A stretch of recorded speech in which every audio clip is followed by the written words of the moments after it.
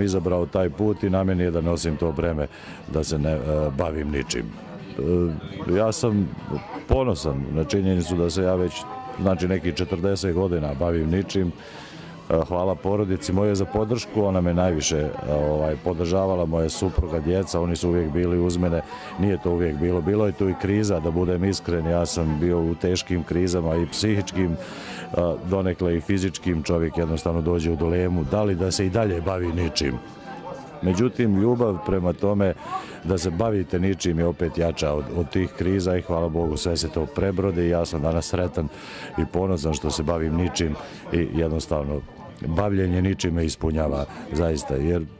ja nemam vremena, mene to bavljenje ničim odvlači od svakodnevnih